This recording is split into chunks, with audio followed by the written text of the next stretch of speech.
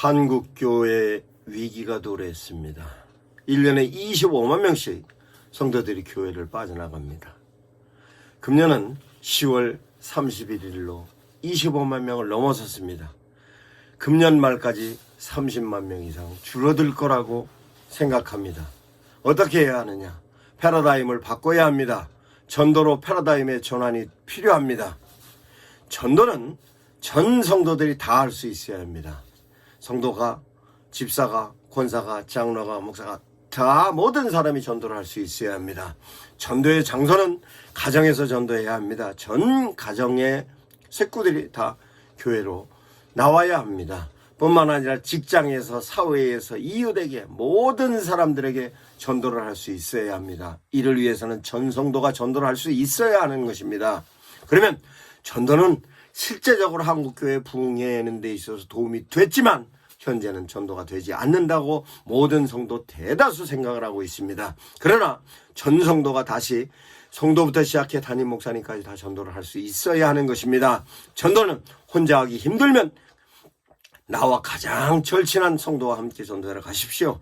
전도가 힘들면 교회에서 전도에 있어서의 나름대로 역할을 하고 있는 권사님과 함께 가십시오. 그래도 힘들면 구역예배 구역원들과 함께 전도를 하러 가시고, 그것도 부족하면 목사님들과 함께 전도를 하시기 바랍니다. 전도는 반드시 해야 하는 것이며 되는 것입니다. 그것은 가정이든 이웃이든 직장이든 어디에서든 할 수 있는 것입니다.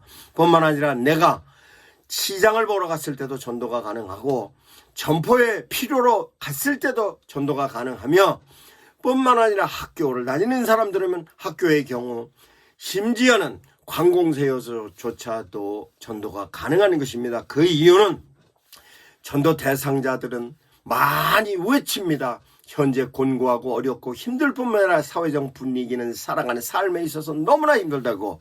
그네들은 예수 그리스도의 사랑이 필요한 사람들입니다. 예수 그리스도께서 말씀하신 내 이웃을 내 몸처럼 사랑하고, 너는 수고하고 무거운 짐진 자들을 내게로 데리고 오라는 예수 그리스도의 말씀을 가지고 수고하고 무거운 짐진 자들이 예수 그리스도께 오게 해야 하는 것이 전도인 것입니다. 이와 같은 전도로 그들을 감동시켜야 합니다. 그들을 설득해야 합니다. 그들에게 결단을 내려서 교회에 오게 하는 것이 우리가 해야 할 일이고, 실제적으로 전도에 있어서 가장 큰 축복은 전도 대상자를 전도로 교회로 이끌어왔을 때 전도자는 기쁨을 누렸을 것입니다. 이것이 전도자가 가장 행복감을 누릴 수 있는 하나님이 주시는 선물입니다.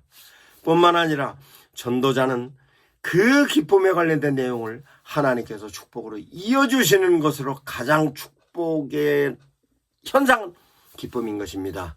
이와 같이 모든 사람을 교회로 초청돼서 와서 함께 신앙생활을 하게 하는 것입니다. 그러나 현재 한국교회는 한 번의 행사로 많은 사람들을 부르기는 합니다만, 실제적으로 행사를 통하여서 교회에 정착하는 비율은 상당히 낮습니다.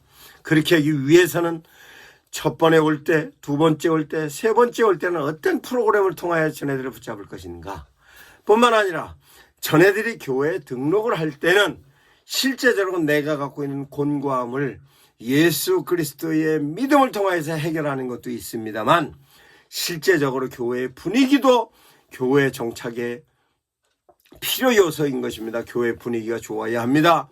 교회는 실제로 사랑이 넘치는 곳이어야 하는데, 교회 분위기가 서로 간에 다툼이 있다든가 교회 분위기가 차가운 분위기에서는 교회 정착하는 비율이 상당히 낮습니다. 뿐만 아니라 교회에서 교인들끼리 서로 사랑하는 모습이 느낌으로 보여져야 하는 것으로의 분위기가, 실제적으로 성도는 서로 사랑을 나누는 것을 전도 대상자가 볼 때 교회에 등록을 하는 것이고, 뿐만 아니라 교회에 구성하고 있는 많은 사람들이 내가 가지고 있는 역량으로 가지고 서로 간의 교인들에게 필요성을 나눈다는 것이 전애들에게 보여질 때 그네들은 교회에 등록을 하고 정착하는 것입니다.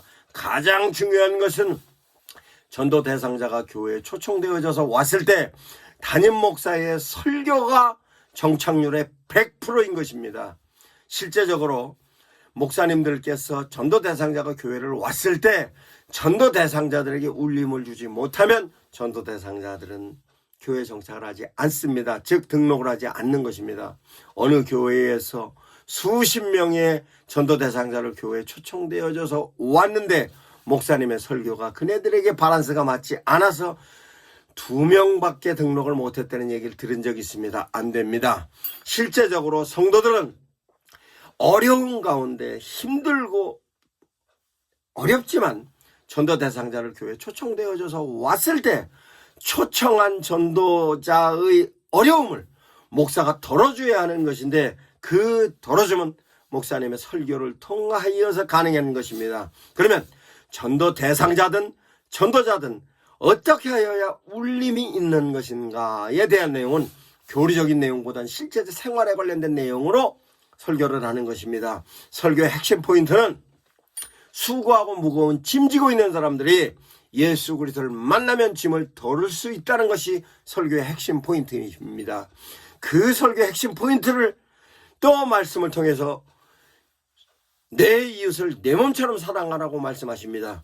내 이웃을 내 몸처럼 사랑하고 그 이웃은 수고하고 무거운 짐을 예수 그리스도와 함께 덜 수 있다는 것이 설교의 핵심이고 성경의 핵심적인 포인트입니다. 이 내용이 전도 대상자에게 전달이 되고 전도자에게 전달이 될 때는 울림이 있는 것입니다. 그 울림을 통하여서 전도 대상자가 공감을 하면 공감을 통하여서 교회 분위기도 보고 뿐만 아니라 교회에서 교인들끼리 서로 간에 사랑하는 모습을 보고 그 모습을 통하여서 교회에 정착하고 싶은 마음이 생기는 것입니다. 이와 같은 모습이 바로 전도가 되어지는 단계에 있어서 가장 중요한 정착의 단계인데 실제로 교회에서 이 부분에 있어서 대단히 부족합니다. 그러므로 실제적으로 교회가 부흥하기 위해서는 성도들의 전도로 애씀도 있지만 담임 목사님의 설교가 대단히 중요한 것입니다. 교인을 감동시키는 설교를 할 때는 교인들이 감동이 되어야 합니다. 교인들을 설득하는 설교를 할 때는 교인들이 설득이 되어야 합니다. 교인들의 행동을 촉구하는 설교를 할 때는 교인들은 행동해야 하는 것입니다. 교인들을 향하여 교육이 필요한 설교를 할 때는 교인들이 교육이 되어야 하는 것입니다. 그것이 어떤 목적이든 교인들을 결단을 하게 하는 목적이든 변화를 하게 하는 목적이든 교인들이 성장해 하는 목적이든 목사님들께서 교인들을 향하여서 목적을 갖고 설교를 할 때는 반드시 교인들은 목사님의 목적에 따른 설교가 하나님의 의도와 일치할 경우에는 반드시 그 목적에 따른 의도가 성도들에게 현상으로 나타내야 하는 것입니다. 그러기 위해서는 성도들에게 공감 가는 설교를 해야 합니다. 성도들을 향하여서 집중하게 하는 설교를 할 수 있어야 합니다. 성도들을 향하여 흥미로운 설교를 할 수 있을 뿐만 아니라 성도들의 오랜 기억에 남을 수 있는 각인되는 설교를 해야 하는 것입니다. 그러기 위해서는 설교는 흥미롭게 할 수 있어야 하는 것이 목사님의 설교입니다. 이와 같은 설교로서의 모든 내용은 목사님의 역할로 이 부분에 소홀하면 아무리 성도들이 애써서 전도 대상자를 교회에 초청해 와서 그 전도 대상자를 오늘도 붙잡아 놓고 내일도 붙잡아 놓고 모레도 붙잡아 놓고 매주 붙잡아 놓는다 할지라도 목사님의 설교가 부족할 경우에는 전도 대상자는 등록을 하지 않습니다. 전도 대상자가 반드시 교회에 등록하고 교회에 정착일 뿐만 아니라 세례도 받고 전도 대상자가 전도자로 바뀌며 집사도 되고 권사도 되고 장로도 될 수 있을 만큼의 교회에서의 놀라운 하나님의 복음이 주의 종의 입술을 통해서 선포되어지는 그 메시지를 통하여서 그네들의 삶에 변화를 시키지 않으면 교회는 성장하지 못합니다. 이것은 한국교회의 숙제이며 한국교회 앞으로 나갈 방향인 것입니다. 설교는 교회 내적으로 향하면 성도들을 향한 양육의 매뉴얼이고 교회 외적으로 향하면 성도들이 그 설교를 자랑하는 것으로 전도의 핵심 포인트가 되는 것입니다. 목사님들께서 반드시 이 부분은 인지하셔서 설교의 중요성과 전도와 양육에 연결되는 놀라운 중요에 대한 핵심 포인트라는 것을 이해하시고 교회 부흥을 이루시기 바랍니다. 전원균 목사였습니다.